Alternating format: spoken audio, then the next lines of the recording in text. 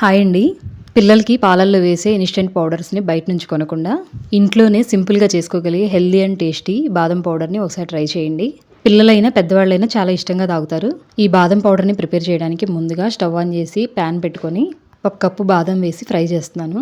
బాదంని fry చేసేటప్పుడు సిమ్‌లో పెట్టుకొని ఫ్రై చేసుకోవాలండి. అప్పుడే అన్నీ ఈవెన్‌గా ఫ్రై అవుతాయి. ఇంకిక్కడ ఒక స్పూన్ జీడిపప్పు, ఒక స్పూన్ పిస్తా పప్పు అన్నిటిని ఫ్రై చేసి పక్కన పెట్టేసి ఉంచాను. ఇంకిక్కడ అవి చల్లారే లోపల ఒక మిక్సీ జార్‌లోకి షుగర్‌ని వేసుకుంటున్నాను.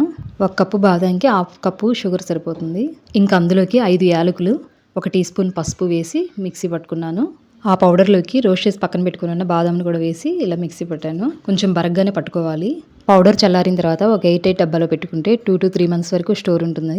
ఈ బాదం పాలని రెయినీ సీజన్‌లో, వింటర్ సీజన్‌లో వేడివేడిగాను, అదే సమ్మర్‌లో అయితే కూల్‌గా తాగాలనిపిస్తుంది కదా! మీలో ఎంతమందికి ఈ బాదం పాలంటే ఇష్టం కింద కామెంట్ సెక్షన్‌లో చెప్పండి. ఈ వీడియో నచ్చితే లైక్ చేసి షేర్ చేయండి. నా ఛానల్ ఎవరైనా ఫస్ట్ టైం చూస్తా ఉంటే సబ్స్క్రైబ్ చేసి పక్కనే ఉన్న బెల్ ఐకాన్ని ప్రెస్ చేయండి. అప్పుడే నేను పెట్టే వీడియోస్ అనేవి మీ వరకు వస్తాయి. Thank you for watching.